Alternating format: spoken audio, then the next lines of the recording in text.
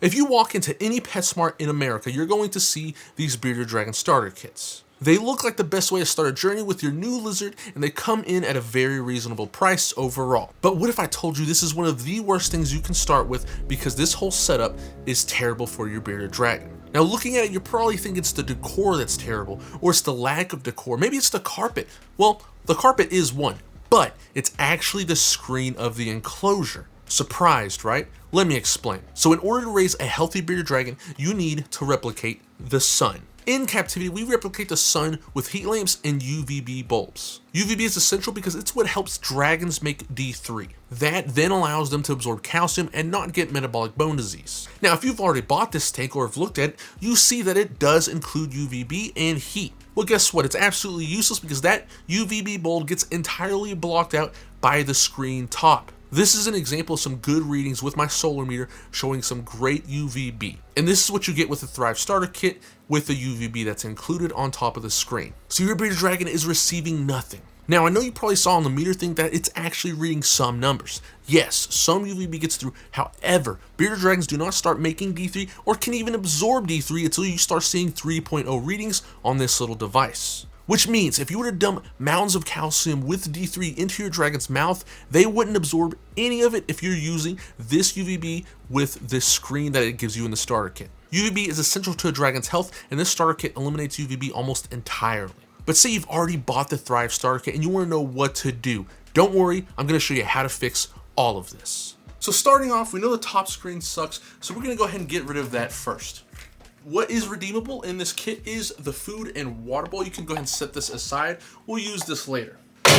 Oh my God. Now you can use this little hide little corner piece if you want to. I'm not going to, but you can. I'm just gonna set this aside for now. Next up is the carpet. You go ahead and toss that out. It's not really good for bearded dragons. Like I said, their toenails are gonna cut in it. It harbors bacteria. It's just not the best. Can they live on it? Yes, they've lived on it before, but we're trying to make this the absolute best for our bearded dragon, and that's what I'm gonna do. So I'm just gonna go ahead and toss this aside. Now you can use little back thermometers if you want to, but for now I am gonna be putting a background on this, and it's really recommended to put a background on these enclosures because they are so open and the bearded dragons can see out of this, and when they see in all 360 degrees around them inside the enclosure, they might get reflections, stuff like that. It kind of stresses them out, so we're going to minimize that by putting a background on this, and I'm going to show you how.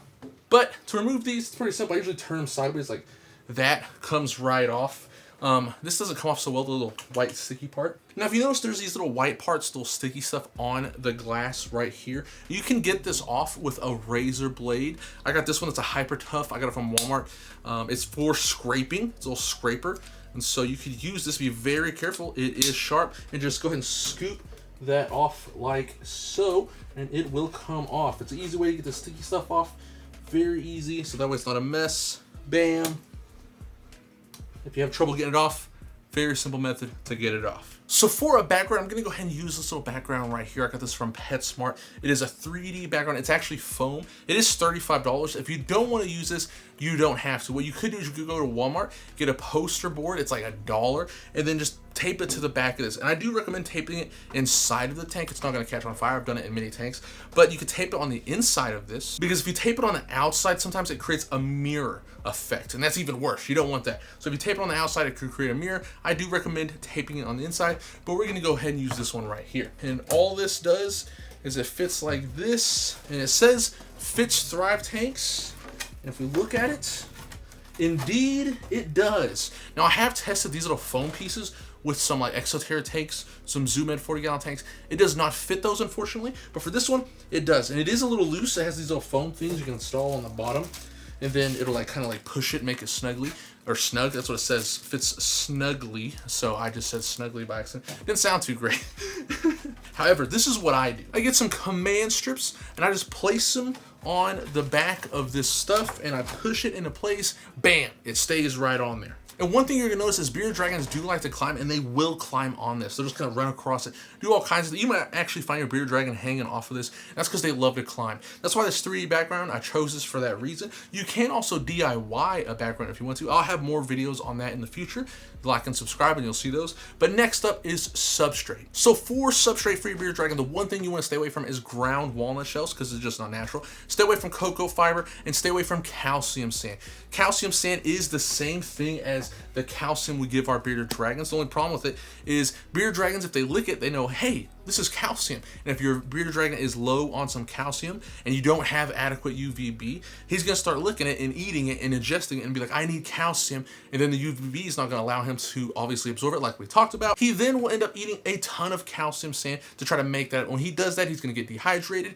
That's what causes impaction, and that's what we don't want. So tons of substrates you can use, though natural ones, is like Repti soil mixed with some Repti sand. You could use Exoterra sand. Australian desert sand is straight from Australia. They sell it at Petco. It is very expensive. However, if you want to save some money, what you can do is go to any Home Depot or Lowe's and just get children's play sand, and you can use that by itself, or you can mix it with some Repti soil, or you can get some topsoil, organic topsoil from any Home Depot or Lowe's will work just as fine. And again, what you're gonna do is you're just gonna mix it together or use one by itself. Now, my favorite and what I do to all my enclosures is I get some Repti soil, I get some Repti sand or the play sand and topsoil. I mix them together. You can do it 50-50, or I like to do it 70-30, like 70% like the topsoil, 30% the play sand, and it makes a very nice substrate. So you can do that, and again, it's gonna save you a ton of money because organic topsoil is only $3. You can use the Timberline topsoil, you can use the Scotch topsoil.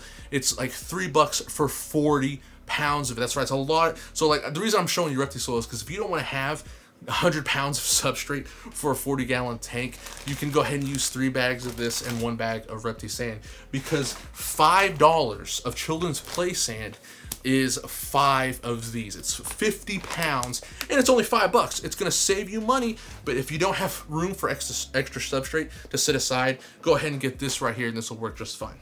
So after you mix it together, you can go ahead and just pour it in like so. Bam, look at that. Looks beautiful.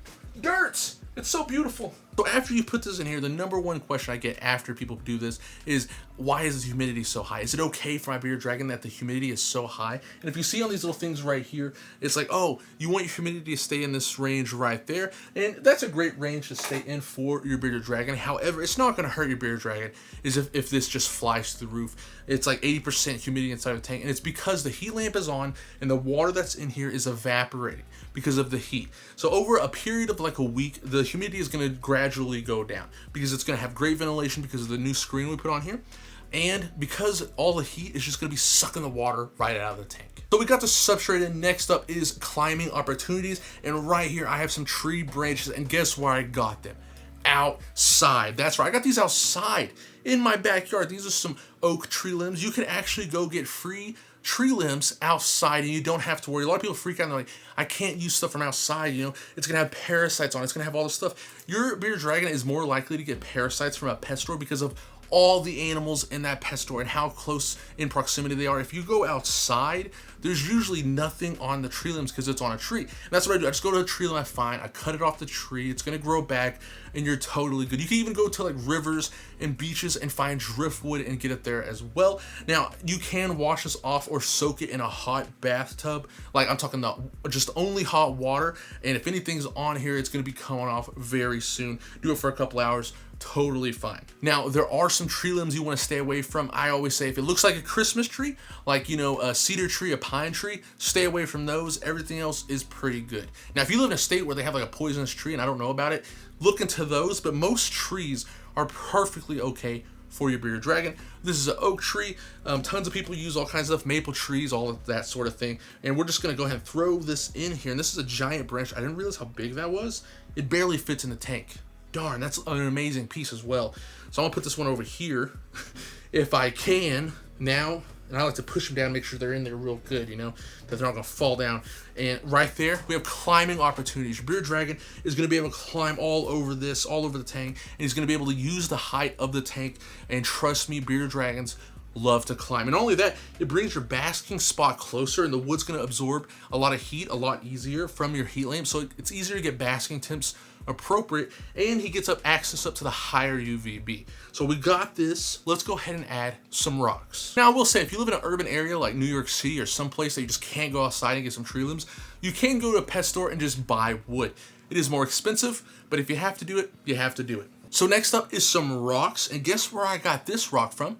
That's right, outside for free. You could go outside, get rocks out of creeks, rivers, your driveway, wherever you can find a good rock, you can take out and bring it inside. What I like to do, just to make sure there's nothing on it, I just scrub it off with hot water. Just get some hot water, scrub it off. You don't want to bake or boil rocks. A lot of people say that. Do not do that because they can explode. But yeah, go outside, get some rocks, bam, there you go. And you can just place these anywhere around the enclosure. Rocks are good because bearded dragons, when they shed, they want to rub up against stuff to get the shed off, and these will do just that. Next up is hides, and you can use many types of hides for your bearded dragon. You can use these ones right here. These ones are from PetSmart. They're like 10 bucks.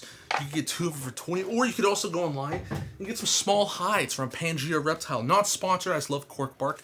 This is cork bark pieces, flat, and I'm gonna use these as hides. I'm gonna put one under the basking spot, like right here. Slide it into place if I can, like right here. Yes, very nice. So what I'm gonna do right here is I'm creating a hot hide, and I'm gonna kind of bury it. A lot of problems with the bigger hides, and I'll just talk about this as well. The problem with people using this as a hide is it's gigantic. Even for an adult bearded dragon, this is just a lot of open space up here, and bearded dragons like to go into a hide or a burrow that is almost like a blanket and it covers most of their body.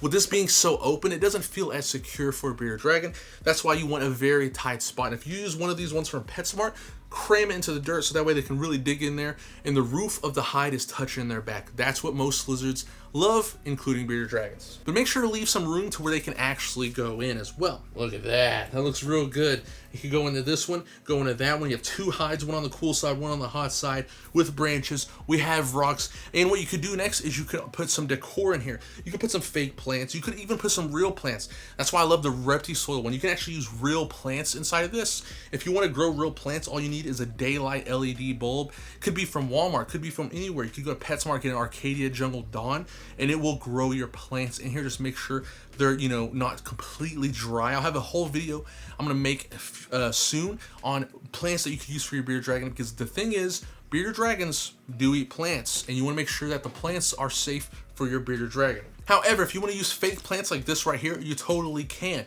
This one's from PetSmart. It was 15 bucks, but guess what? If you want to save some money, you can go to Dollar Tree. These plants right here cost me $1.25 because the Dollar Tree is now $1.25. Sucks. However, these are basically the same exact plants. Nothing wrong with them. You could wash them off and then put them right in here. The one thing that with these plants and this one, just make sure your bearded dragon doesn't try to eat them. That's the biggest thing with using fake plants, is a lot of times bearded dragons do try to eat the fake plants, just like they would if there was real plants in here as well. That's why I love to use real plants. See all these plants right here? Cost me $6, and I think, honestly, it looks awesome. Tell me these plants don't look awesome, even though they're fake plants. Next up is to put our food and water bowl right back in. You have your food and water bowl, just go ahead and slap those bad boys right in. You can put them in any way you want to, however you want to. So now we're done with the inside. It looks absolutely phenomenal, but we need to talk about one of the most important things, and that is lighting. I know we talked a little bit about it, but people get stuff wrong about lighting all the time, and we're gonna get into that. But look at this. This looks beautiful. I love this. This was so cheap. This cost less than $60 to make, and the most expensive thing was the background. It was 35 bucks. If you didn't get the background, my goodness, it's like $20 to make this whole thing. You get the substrate, Home Depot, Lowe's, 10 bucks. This outside.